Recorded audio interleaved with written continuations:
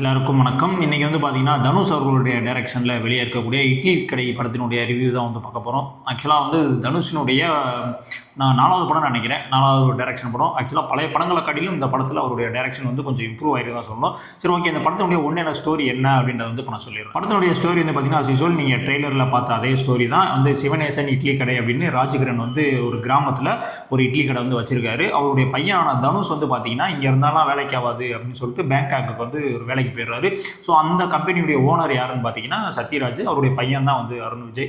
So இந்த மாதிரியான ஒரு சுச்சுவேஷனில் வந்து பார்த்தீங்கன்னா இங்கே வந்து ராஜ்கிரண் வந்து இறந்துறாரு. ஸோ அதுக்கப்புறம் வந்து தனுஷ் வந்து பார்த்தீங்கன்னா இங்கே வந்து அந்த கடையை வந்து திரும்ப வந்து டேக் ஓவர் பண்ணும்போது என்னென்ன பிரச்சனைகள்லாம் வந்து ஏற்படுது அப்படின்றது தான் வந்து இந்த படத்தினுடைய ஒன்றான ஸ்டோரி. இப்போ அந்த படத்தில் இருக்க பாசிட்டிவ்லாம் என்ன, நெகட்டிவ்லாம் என்னன்னு பார்த்துலாம். படத்தினுடைய மிகப்பெரிய பாசிட்டிவ் என்ன அப்படின்னு வந்து பார்த்தீங்கன்னா, எமோஷ்னலாக இந்த படம் வந்து எல்லாரு கூடயுமே வந்து இந்த படம் வந்து கனெக்ட் ஆகும். நிறைய இடங்கள்லேயே வந்து எமோஷனல் வேல்யூ வந்து நிறைய வந்து ஆட் பண்ணியிருந்தாங்க. ஒரு ராஜ்கிரண் அண்ட் தனுஷ் கான்வர்சேஷனாக இருந்தாலும் சரி, தனுஷ் அண்டு நித்யா மேனனா சரி, ஸோ எல்லா சைட்லையுமே வந்து பார்த்தீங்கன்னா எமோஷ்னலாக வந்து ஒரு நல்ல ஒரு கிரிப்பிங்கான ஒரு எப்படி சொல்ற ஒரு வேல்யூ வந்து இந்த படத்தில் வந்து கொடுத்துருந்தாங்க. ஸோ அது வந்து ரொம்பவுமே வந்து இந்த படத்துக்கு வந்து ஒரு பாசிட்டிவாக இருந்துச்சு.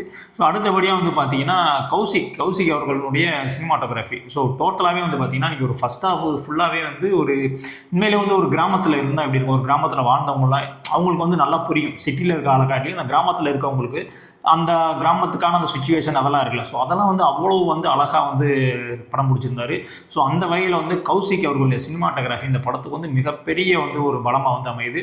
மற்றபடி ஆக்டிவ்ஸான நம்ம தனுஷ் ஆகட்டும், ராஜகிரண் சார், அருண் விஜய் இருக்கார், சத்யராஜ், சமுத்திரகனி, இது மாதிரி எல்லாருடைய பெர்ஃபார்மன்ஸுமே வந்து ஓகே. இந்த படத்துக்கு என்ன தேவையோ அந்த பெர்ஃபார்மன்ஸ் வந்து கரெக்டான முறையில் வந்து கொடுத்துருந்தாங்க. யார் வந்து ஓவர் ஆக்டிங், ஓவர் பில்டப் அந்த மாதிரியான எந்த இதுவுமே வந்து கிடையாது. ஏன்னா அது ஒரு நார்மலான ஒரு ஃபீல் குட் ட்ராமா. ஸோ அந்த மாதிரி தான் வந்து ஸ்டோரியை வந்து நரேட் பண்ணப்பட்டிருக்கு. இது வந்து mass scenes, mass elements, so அந்த மாதிரிலாம் வந்து இந்த படத்தில் எதுவும் கிடையாது. ஸோ அதுவே வந்து அந்த படத்துக்கு வந்து ஒரு மிகப்பெரிய ஒரு ப்ளஸ் பாயிண்ட் வந்து அமைஞ்சிருந்துச்சு. அடுத்தபடியாக வந்து பார்த்தீங்கன்னா ஜிவி பிரகாஷ் அவர்களுடைய மியூசிக்குங்க. கண்டிப்பாக இந்த இப்போ நீங்கள் வந்து லிரிக்ஸ் வீடியோ மட்டும் பார்த்துருப்பீங்க. அந்த என்ஜாமி பாட்டு வந்து லிரிக்ஸ் வீடியோ மட்டும் பார்த்துருப்பீங்க. ஆக்சுவலாக இந்த படத்தின் உள்ள அந்த பாட்டு இருக்குல்ல, அந்த பாட்டை வந்து நீங்கள் தேட்டரில் போய் ஃபீல் பண்ணி பாருங்கள். ரொம்பவுமே வந்து பார்த்தீங்கன்னா அந்த பாட்டு ரொம்ப கலர்ஃபுல்லாகவும் கிட்டத்தட்ட ஒரு 250 ஒரு 300 பேராவது வந்து அந்த க்ரௌடு வந்து அந்த பாட்டை வந்து ஆடிட்டு இருப்பாங்க. ஸோ அந்த பாட்டு ரொம்பவுமே வந்து அருமையாக இருந்துச்சு. நான் சொன்னேன்ல அந்த படத்தில் வந்து எமோஷனலாக நிறைய சீன்ஸ்லாம் வந்து கனெக்ட் ஆகும் அப்படின்னு. ஸோ அதற்கு மிக முக்கியமான காரணம் என்ன அப்படின்னு வந்து பார்த்தீங்கன்னா நம்ம ஜிவி பிரகாஷனுடைய மியூசிக் தான். ஸோ அதன் மூலமாக தான் வந்து அந்த எமோஷனல் சீனே வந்து நம்மளுக்கு வந்து கனெக்ட் ஆகும். ஸோ அந்த அளவுக்கு வந்து ஒரு தரமான மியூசிக் வந்து போட்டிருந்தாங்க. தனுஷ் அவர்கள் நடிப்பு வந்து நம்ம சொல்ல தேவையில்லை. ஸோ இப்போ வழக்கம் போல் அவருக்கு என்ன கேரக்டர் கொடுக்கப்பட்டுச்சோ அதை வந்து நல்லாவே வந்து நடித்து முடிச்சிருக்காருன்னு தான் சொல்லணும். நிறைய சீன்கள் வந்து ரொம்பவுமே வந்து ஒரு இம்ப்ரெசிவாகவும் இருந்துச்சு. நல்லாவும் ஸ்டேஜிங் பண்ணியிருந்தாங்க. மெயினாக வந்து பார்த்திங்கன்னா நம்ம தனுஷ் வந்து பார்த்திங்கன்னா தன்னுடைய அப்பாவுடைய அந்த கைப்பக்கம் வந்து இவருக்கு அந்த ஒரு டிரான்ஸ்ஃபார்ம் ஆகும்ல. ஸோ அந்த இதுக்கான எழுதப்பட்ட அந்த விஷயங்கள்லாம் வந்து ரொம்பவுமே வந்து நல்லா தான் இருந்துச்சு. பட் எனக்கு வந்து பார்த்திங்கன்னா இந்த நித்யா மேனன் அப்படின்னோடனே ஸோ அந்த கனெக்ட் வந்து ஓரளவுக்கு ஓகே தான், எமோஷனலாக கனெக்ட் ஓகே தான். பட் அந்த திருச்சிற்றம்பலத்தில் இருந்த அந்த கனெக்ஷன் வந்து இந்த படத்தில் இருந்துச்சா அப்படின்னு கேட்டால் இல்லை.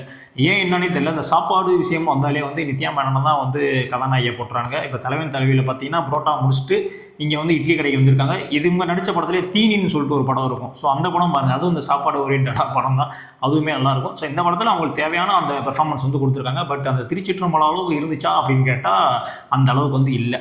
ஸோ இதுதான் வந்து படத்தினுடைய பாசிட்டிவ். படத்தினுடைய நெகட்டிவ்ஸ்லாம் என்ன அப்படின்னு வந்து பார்த்தீங்கன்னா, இது வந்து பார்த்தீங்கன்னா ஒரு அஸ்யூஷுவல் ஸ்டோரி தான். இதில் வந்து எந்த விதமான ஒரு ட்விஸ்ட் அண்ட் டர்ன்ஸ் அந்த மாதிரிலாம் வந்து படத்தில் எதுவுமே இருக்காது.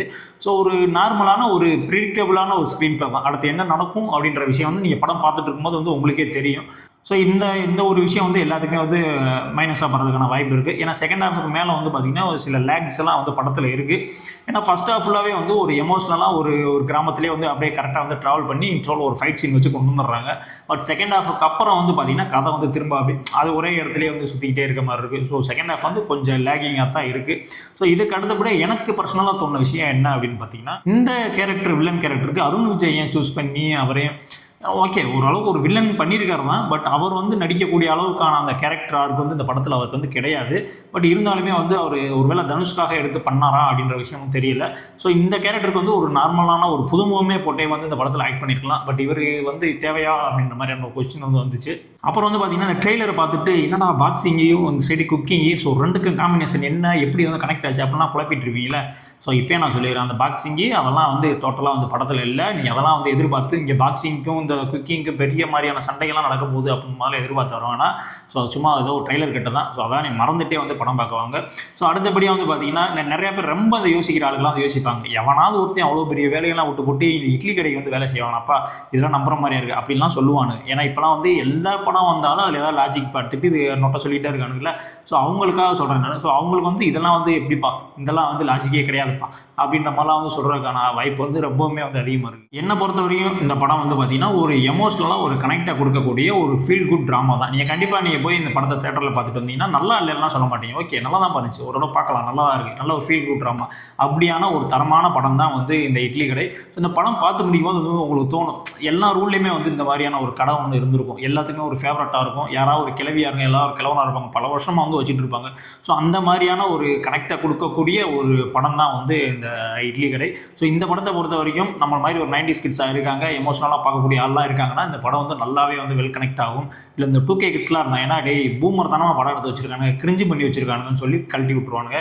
ஸோ இந்த படம் வந்து பார்க்கக்கூடிய ஆளை பொறுத்து இருக்குது, இந்த படம் வந்து எப்படி வந்து அப்சர்வ் ஆகுதோ அதை பொறுத்து தான் இருக்குது இந்த படம் வந்து ஹிட்டா இல்லையான்னு. பட் என்னை பொறுத்த வரைக்கும் ஒரு தடவை போய் பார்க்கக்கூடிய ஒரு நல்ல ஒரு தரமான ஒரு ஃபீல் குட் ட்ராமா தான் வந்து இந்த இட்லி கடை. ஸோ இந்த வீடியோ பிடிச்சிருந்துச்சு அப்படின்னா நம்ம சேனல் வந்து சப்ஸ்கிரைப் பண்ணிங்க. நம்ம சேனல் பெரிய சேனலாக இல்லை, சின்ன சேனல் தான், நீங்களாம் சப்ஸ்கிரைப் பண்ணால் தான் வந்து மென்மேலும் வளரும். ஸோ இதே மாதிரி நான் அடுத்த ஒரு வீடியோவில் வந்து சந்திக்கிறேன்.